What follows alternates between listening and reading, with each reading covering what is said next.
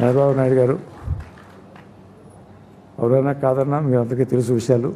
మేమిద్దరం ఏ విధమైనటువంటి అవన్నీ గతం, ఇక వాటి గురించి అవసరం లేదు.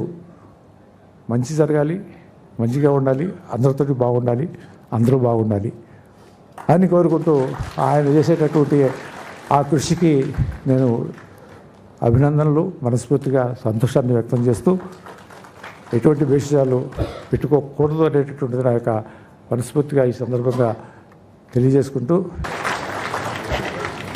థ్యాంక్ యూ దగ్గుబాటి వెంకటేశ్వర గారు. That was a very nice.